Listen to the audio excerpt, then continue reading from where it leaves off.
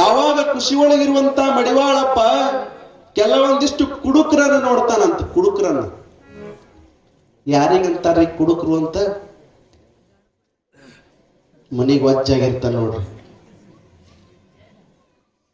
ಚೆನ್ನಾಗಿ ದುಡಿದು ಬಾಪ ಮನಿಗೆ ಅಂತಂದ್ರ ಅವ ದುಡಿದು ಬರಂಗಿಲ್ಲ, ಕುಡಿದು ಬರ್ತಾನ. ಹೌದು, ನಿಮಗೆಲ್ಲ ಗೊತ್ತಿರಲಿ, ಆರೋಗ್ಯಕ್ಕ ಹಾಲು ಒಳ್ಳೇದು, ಹಾಲು ಕುಡೀರಿ ಅಂತಂದ್ರೆ ನಾವು ಆಲ್ಕೋಹಾಲ್ ಕುಡಿತೀವಿ ಅನ್ನೋದು ಬಹಳ ಆಗ್ಯಾರ ಈಗಿನ ಸಮಾಜದೊಳಗೆ. ಒಬ್ರ ಇಬ್ರ ಸಣ್ಣ ಸಣ್ಣ ಮಕ್ಕಳು ಇನ್ನೂ ಮುಖದ ಮೇಲೆ ಮೀಸಿ ಬಂದಿಲ್ಲ, ಕುಡಿತಾವ. ಇನ್ನೂ 12 ವರ್ಷ ದಾಟಿಲ್ಲ, ಸಿಗರೇಟ್ ಸೇತಾವ. ಈಗಿನ ಮಕ್ಕಳು ಚಟಕ್ಕೆ ಬೆನ್ನು ಹತ್ಯಾವ. ಯಾರೋ ಒಬ್ಬ ಹನುಮಪ್ಪನ ಗುಡಿ ಪೂಜಾ ಮಾಡ್ತಿದ್ದಂತ ಒಬ್ಬ ಅರ್ಚಕ ಪೂಜಾ ಮಾಡ್ತಿದ್ದ. ಪ್ರತಿನಿತ್ಯ 3 ಬಾರಿ ಆ ಹನುಮಪ್ಪಗ ಪೂಜೆ ಆಗತ್ತಿತ್ತು. ಬೆಳಿಗ್ಗೆ 6 ಗಂಟೆಗೆ, ಮಧ್ಯಾಹ್ನ 2 ಗಂಟೆಗೆ, ಸಾಯಂಕಾಲ 6 ಗಂಟೆಗೆ. ಈಗ ವರ್ಷ ನಡೀತು. ಒಂದು ದಿವಸ ಪೂಜಾ ಮಾಡ್ಬೇಕು ಅಂತ ಬೆಳಿಗ್ಗೆ ಬಂದಾರ, ಪೂಜಾ ಮಾಡ್ಯಾರ, ಮನಿಗೆ ಹೋಗ್ಯಾರ. ಮಧ್ಯಾಹ್ನ ಬಂದಾರ, ಗುಡಿ ಬಾಗಿಲು ತೆಗೆದಾರ, ಪೂಜಾ ಮಾಡ್ಯಾರ, ಮನಿಗೆ ಹೋಗ್ಯಾರ. ಇನ್ನ ಸಾಯಂಕಾಲ 6 ಗಂಟೆಗೆ ಹನುಮಪ್ಪಗೂ ಪೂಜಾ ಮಾಡ್ಬೇಕು ಅಂತ ಸ್ನಾನ ಮಾಡಿ ಮಡಿಬಟ್ಟೆಯನ್ನ ಹಾಕೊಂಡು ಗುಡಿಗೆ ಬಂದು ಗರ್ಭಗುಡಿಯ ಬಾಗಿಲು ತೆಗಿಬೇಕು ಅಂತ ಬಾಗಿಲು ತೆಗೆದ್ರು.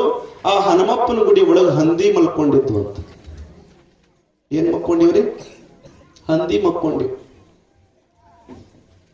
ಯಾವಾಗ ಹಂದಿ ಮಕ್ಕೊಂಡಿದ್ವಲ್ಲ, ಆ ಪೂಜಾ ಮಾಡುವಂತ ಅರ್ಚಕರು ಹೇಳ್ತಾರ, ಹಂದಿಗೆ ಹೇಳ್ತಾರ, ಅಲ್ರೋ ಇಂಥ ಪವಿತ್ರವಾಗಿರುವಂತ ಜಾಗವನ್ನ ಅಪವಿತ್ರವನ್ನಾಗಿ ಮಾಡಿಬಿಟ್ರಲ್ಲ. ನಿಮಗಾಗಿ ಭಗವಂತ ತಿಪ್ಪಿ ಸೃಷ್ಟಿ ಮಾಡ್ಯಾನ, ತಿಪ್ಪಿ ಒಳಗೆ ನೀವು ಮಲ್ಕೋಬೇಕಾಗಿತ್ತು. ಭಗವಂತ ನಿಮಗಾಗಿ ಹೊಲಸು ಸೃಷ್ಟಿ ಮಾಡ್ಯಾನ, ಹೊಲಸೊಳಗ ನೀವು ಇರಬೇಕು.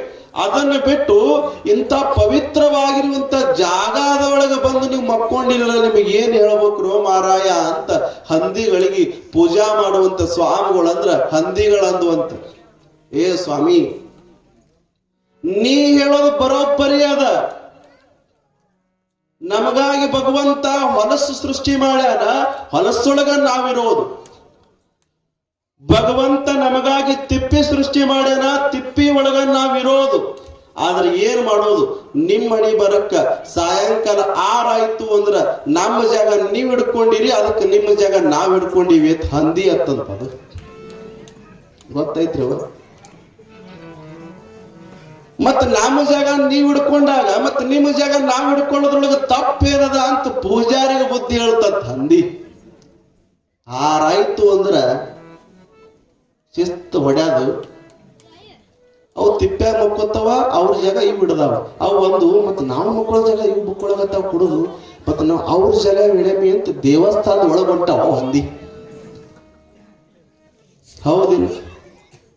ನಿಮಗೆಲ್ಲ ಗೊತ್ತಿರ್ಲಿ, ಸರಾಯಿ ಅನ್ನೋದು ಆರೋಗ್ಯ ಕೆಡಿಸ್ತದ, ಮನೆಯೊಳಗಿರುವಂತ ನೆಮ್ಮದಿ ಹಾಳು ಮಾಡ್ತದ, ತಂದೆ ತಾಯಿಯ ಬೆಲೆ ಕಿಮ್ಮತ್ ಕಡಿಮೆ ಮಾಡ್ತದ, ನಿನ್ನ ಕಿಮ್ಮತ್ ಹಾಳಾಗ್ತದ. ಅಷ್ಟೇ ಯಾಕ ಕಟ್ಕೊಂಡು ಬಂದವಳಿಗೆ ಬ್ಯಾಸರ ಆಗ್ತಿ, ವಜ್ಜಾಗ್ತಿ, ಆಕಿದ ಜೀವನ ಅರ್ಧ ಹಾಳು ನೀನಾ ಮಾಡ್ದಂಗ. ಗೊತ್ತಮ್ಮ, ಕುಡಿಬಾರದು. ಕುಡಿದು ಕಟ್ಕೊಂಡು ಬಂದಾಳ ನಿನಗ ನಂಬಿ, ಆಕಿಗೆ ಚಂದ ತಂದು ಬಂದು ದುಡು ಹಾಕೋದು ಬಿಟ್ಟು ಈಗ ಕುಡ್ಕೊಂತ ಅಡ್ಡಾಡಿದ್ರೆ ಏನು ಅಂತ ತಿಳ್ಕೊಂಡು ನಿಮಗೆ ಗೊತ್ತಿರ್ಲಿ, ಮನಿ ಒಳಗಿರುವಂತ ಹಡದ ತಾಯಿಗೆ ಯಾವಾಗ ನೋವಾಗುತ್ತದೆ ಅಂತಂದ್ರೆ, ದುಡಿದು ಬರುವಂತ ಮಗ ಮನೆಗೆ ಕುಡಿದು ಬಂದ ಆದ್ರೆ ಹಡದ ತಾಯಿಗೆ ನೋವಾಗ್ತದೆ. ಅದಕ್ಕೆ ಹೇಳ್ಕೊಳಂಗಿಲ್ಲ ಸಮಾಜದೊಳಗ. ಯಾಕೆ ಗೊತ್ತೇನು? ಎಲ್ಲರೇ ಅವನಿಗೆ ಏನರೇ ಅಂದ ಅಂದ್ರೆ ನಿಷಾದೊಳಗ ಹಡದ ತಾಯಿ ಅನ್ನೋದಕ್ಕೂ ಕೂಡ ನೋಡಂಗಿಲ್ಲ. ಹೊಡೆದು ಬಿಟ್ಟ ಅಂದ್ರ ನನ್ನ ಕಿಮ್ಮತ್ ಹಾಳಾಗ್ತದ ಅಂತ ಹಡದ ತಾಯಿ ಏನು ಹೇಳಂಗಿಲ್ಲ. ಅಂತ ಕುಡುಕರನ್ನ ಕಂಡು ಇಂಥವ್ರ ಅದಾರ ಅಂತ ತಿಳ್ಕೊಂಡು, ಇಂಥ ಕುಡುಕರನ್ನ ಕಂಡು ಕಡ್ಕೋಳದ ಮಡಿವಾಳಪ್ಪಂದು ಪದ ಬರಿತಾನೆ.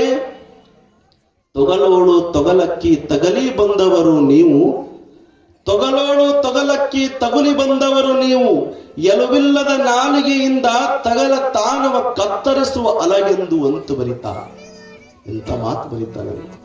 ತೊಗಲೊಳಗೆ ಹುಟ್ಟು ಬಂದಿದಿ, ತೊಗಲೊಳಗೆ ಹುಟ್ಟು ಬಂದು ತಗಲ್ ಯಾಕೆ ಮಾತಾಡ್ತಿದ್ಯೋ? ನೀ ಯಾವಾಗ ತೊಗಲೊಳಗೆ ಹುಟ್ಟಿ ತಗಲು ಮಾತಾಡಕತ್ತಿ ಅಂದ್ರೆ ನೀ ಕುಡ್ದಿದಿ, ಕುಡಿದು ತಗಲು ಮಾತಾಡಕತ್ತಿದಿ. ನೀ ತಗಲು ಮಾತಾಡಬೇಡ ಮಾರಾಯ, ನೀ ಮೊದಲು ಕುಡಿಬೇಡ, ಕುಡಿಯೋದು ಬಿಡು, ಅವಾಗ ಆಧ್ಯಾತ್ಮದ ಮಾತು ತಾನಾಗಿ ಬರ್ತಾವ ಅಂತ ಮಡಿವಾಳಪ್ಪ ಹೇಳಿಬಿಟ್ಟ. ಹೀಗೆ ಮಡಿವಾಳಪ್ಪನವರು ಬರೀತಾರೆ, ಕುಡುಕರನ್ನ ಕಂಡು ಬರೀತಾರೆ, ತೊಗಲವಳು ತೊಗಲಕ್ಕಿ ತಗಲಿ ಬಂದವರು ನೀವು. ತಮ್ಮ ಕುಡಿಬೇಡ, ಕುಡಿದು ತಗಲು ಮಾತಾಡಬೇಡ ಅಂತ. ಕುಡ್ದವ್ರು ಏನ್ ಮಾತಾಡ್ತಾರ ಅನ್ನುವ ಅರಿವು ಅವ್ರಿಗಿರೋದಿಲ್ಲ. ಎದುರ ಹಡ್ದವ್ ನಿಂತಾಳೋ, ಹಡ್ದ ತಂದಿ ನಿಂತಾನೋ, ಮಾಡ್ಕೊಂಡು ಹೆಣತಿ ನಿಂತಾಳೋ ಅನ್ನೋ ಬುದ್ಧಿ ಅವ್ರಿಗಿರೋದಿಲ್ಲ. ಕಾರಣ ಒಳಗೊಂದು ಅದ. ಅದಕ್ಕೆ ನಮ್ಮವ್ರು ಏನಂತ ಹೆಸರು ಕೊಟ್ರು ಅಂದ್ರೆ ಒಳಗೆ ಪರಮಾತ್ಮ ಹೋಗ್ಯಾನ ಅಂತ ಹೆಸರು ಕೊಟ್ರು. ನೋಡ್ರಿ, ಯಾವ್ದಕ್ಕೆ ಹೆಸರು ಏನು ಕೊಡ್ಬೇಕು ಅನ್ನೋದು ಗೊತ್ತಿಲ್ಲ ನಮ್ಮ ಮಂದಿ. ಹಿಂಗ ಪುರಾಣ ನಡೆದಿತ್ತು. ಒಂದು ಊರೊಳಗೆ ಎದ್ದು ನಿಂತ ಮಾಲ್ ಹಾಕಿದ್ದವ. ಮಾಲ್ ಹಾಕಿದ್ದ ಎದ್ದು ನಿಂತ, ಏನ್ರಿ ಸ್ವಾಮಿಗಳ ನನ್ನ ಮ್ಯಾಗಿಂದ ಪುರಾಣ ಹೇಳಕತ್ತೀರಿ ಅಂದವ. ಸುಮ್ಮನೆ ನಿಂದಿರ್ಲಿಲ್ಲ, ಕೈದಾಗ ಬಂದಕ್ಕಿತ್ತು. ನನ್ನ ಮ್ಯಾಗಿಂದ ಪುರಾಣ ಹೇಳಕತ್ತೀರಲ್ರಿ ಸ್ವಾಮಿಗಳು ಅಂತ ಬಂದಕ್ ಮ್ಯಾಲ ಎತ್ತದ. ಅಂಜಿಕೆ ಬತ್ತು, ನಾನು ನಿಂದ್ರಿಸ್ತೀನಿ ಪುರಾಣ ಅಂದ. ಅವ ಅಂದ, ಸ್ವಾಮಿಗಳ ಬೆಳತನ ಹೇಳಿ ನೀವು ಪುರಾಣ, ನಾನ್ ನಿಮಗ್ ಹುಡುಕ್ಯಾಡಕತ್ತಿಲ್ಲ, ನಿಮಗ್ ಯಾರು ಪುರಾಣ ಹೇಳ್ತಂದ್ ಹಚ್ಚಾರಲ್ಲ ಹೇಳಕ್ ಅವ್ರಿಗೆ ಹುಡುಕ್ಯಾಡಕತ್ತೀನಿ ಅನ್ನವ. ಏನ್ ಮಾಡ್ತಾವ ಅನ್ನೋದು ಅವಕಾಶ ಗೊತ್ತಿರಲ್ಲ ನಿಷೇಧ. ಅದಕ್ಕ ಅಂತವರೆಲ್ಲ ಕಂಡು ಈ ಪದ ಬರೀತಾರೆ ಮಡಿವಾಳಪ್ಪ. ಕಾರಣ ಏನು ಅಂತಂದ್ರೆ ಸಮಾಜ ಬದಲಾಗ್ಬೇಕಂತ, ನೀವು ಬದಲಾಗ್ಬೇಕಂತ ಬರೀತಾರೆ. ಬದಲಾಗಬೇಕು ಸಮಾಜ. ಸಮಾಜ ಬದಲಾಗಲಿ ಅಂತ ಇಂತಿಂತ ಪದಗಳನ್ನ ಬರಿದ. ಯಾವಾಗ ಇಂಥ ಪದಗಳನ್ನ ಮಡಿವಾಳಪ್ಪ ಬರೀತಾನೆ, ಮುಂದೊಂದು ಮಾತು ಹೇಳ್ತಾನೆ ಮಡಿವಾಳಪ್ಪ. ಈ ಜಗತ್ತನ್ನೋದು ಒಂದು ಸಂತಿ ಇದ್ದಂಗ, ಈ ಜಗತ್ತನ್ನೋದು ಒಂದು ಸಂತಿ ಇದ್ದಂಗ, ಸಂತಿ ಮಾಡಕ್ ಬಂದೀವಿ, ಸಂತಿ ಮುಗಿದ ಮೇಲೆ ಸುಮ್ಮ ಹೋಗ್ಬೇಕು ಅಂತ ಬರೀತಾನೆ. ಈಗ ನೋಡ್ರಿ, ಮಾರ್ಕೆಟ್ಕ ಸಂತಿ ಮಾಡಕ್ ಹೋಗ್ತೀರಿ, ಹೌದಾ? ಸಂತಿ ಮಾಡಕ್ ಹೋದವ್ರು ಆ ಕಡೆ ಹೋಗ್ತೀರೇನ್? ಮತ್ತೆ ಸಂತಿ ಮುಗೀತಪ್ಪ, ನಮ್ಮ ಮನೆಗೆ ನಾವು ಬರ್ಬೇಕು, ಹೌದಿಲ್ಲ? ಮಾರ್ಕೆಟ್ ಒಳಗ ಸಂತಿ ಮಾಡಕ್ ಹೋದ ಮೇಲೆ, ಸಂತಿ ಮುಗಿದ ಮೇಲೆ ಹೊಳ್ಳಿ ನಮ್ಮ ಮನೆಗೆ ಹೆಂಗ್ ಬರ್ತೀವಿ, ಹಂಗ ಈ ಜಗತ್ತನ್ನೋದು ಒಂದು ಸಂತಿ ಇದ್ದಂಗ ಈ ಜಗತ್ತಿನೊಳಗ ಸಂತಿ ಮಾಡಕ್ ಬಂದೀವಿ. ಜಗತ್ತಿನ ಸಂತಿ ಮುಗಿದ ಮೇಲೆ ಇಲ್ಲಿ ಇರೋದು ಅಲ್ರಿ ಯವ್ವ ಅಂತ, ಈ ಜಗತ್ತಿನ ಸಂತಿ ಮುಗಿದ ಮೇಲೆ ನಾವು ಹೋಗ್ಬೇಕು ಅಂತ ಅದನ್ನ ಕಂಡು ಒಂದು ಪದ ಬರೀತಾನ. ಯಾರ ಗೊಡವೆ ನಮಗೇನಣ್ಣ, ಸಂತಿ ಮುಗಿದದು ಹೋಗುನು ಬಾರಣ್ಣ ಅಂತ ಬರೀತಾನ. ಹೌದಾ? ಯಾರ ಗೊಡವೆ ನಮಗೇನಣ್ಣ, ಸಂತಿ ಮುಗಿದದು ಹೋಗುನು ಬಾರಣ್ಣ. ನಡಿ ಸಾಕ್, 8 ದಿವಸ ಸಂತಿ ಮಾಡೋದು. 1 ದಿವಸ ಸಂತಿ ಮಾಡಿದ್ವಿ, 2 ದಿವಸ ಸಂತಿ ಮಾಡಿದ್ವಿ, 3 ದಿವಸ ಸಂತಿ ಮಾಡಿದ್ವಿ. ಆದ್ರೆ ನಮ್ಮ ಸಂತಿ ಬರೀ ಅಧರ್ಮದ ಸಂತಿ ಆಗ್ಯದ, ಧರ್ಮದ ಸಂತಿ ಯಾವಾಗ ಆಗೋದು?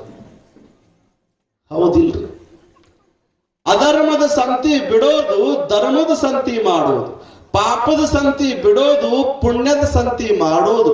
ಧರ್ಮ ಪುಣ್ಯದ ಸಂತಿ ಮಾಡಬೇಕು ಅನ್ನುವ ಭಾವಕ್ಕ ಈ ಪುರಾಣ ಪುಣ್ಯ ಕಥೆಗಳು ಆಗಾಗ ಕೇಳಬೇಕು. ಹೌದ್ರಿ? ಕೇಳಬೇಕು. ಕೇಳಿ ಅಟ್ಟೆ ಬಿಡ್ಬೇಕೇನ್ರಿ? ಕೇಳಿ ಅಟ್ಟೆ ಬಿಡ್ಬೇಕ್ರಿ? ಬದಲಾಗ್ಬೇಕಲ್ರಿ ಅವ? ಬದಲಾಗ್ಬೇಕಿಲ್ಲ. ನೋಡ್ರಿ, 84 ಲಕ್ಷ ಜೀವರಾಶಿ ಒಳಗ ಮನುಷ್ಯ ಬಹಳ ಶಾಣೆ ಅದನ ಅಂತ ಹೇಳ್ತಾರೆ. ಶಾಣೆ ಇದ್ದವ್ರಿಗೆ ಪುರಾಣ ಹೇಳಾಕತ್ತಾರ. ಒಂದ್ ದಿವಸ ಮನ್ಯಾಗಿರುವಂತ ಎಮ್ಮಿ, ಕತ್ತಿ, ನಾಯಿಗೆ ಪುರಾಣ ಹೇಳ್ಯಾರೇನ್? ಹೇಳಿಲ್ಲ. ಅವ್ ಹೇಳಿಲ್ಲ ಅಂದ್ರು ಅವ್ ಪಾಪ ಮಾಡಿಲ್ಲ.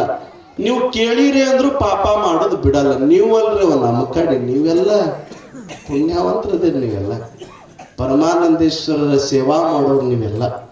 ಅದಕ್ಕ ಈ ಜಾತ್ರೆ, ಈ ಸೇವಾ ಅನ್ನೋದು ನಮ್ಮ ಆನಂದಕ್ಕೆ ಮಾಡ್ತೀವಿ ಹೊರತು ಅವನ ಆನಂದಕ್ಕೆ ಅಲ್ರಿ. ದೇವ್ರ ಜಾತ್ರೆ ಮಾಡಂದಾನೆ, ದೇವ್ರ ನನಗೆ ಪಲ್ಲಕ್ಕಿ ಒಳಗೆ ಮೆರೆಸಂದಾನೆ, ಅಂದಿಲ್ಲ. ಇದು ನಮ್ಮ ಆನಂದಕ್ಕಾಗಿ ಮಾಡೋದು.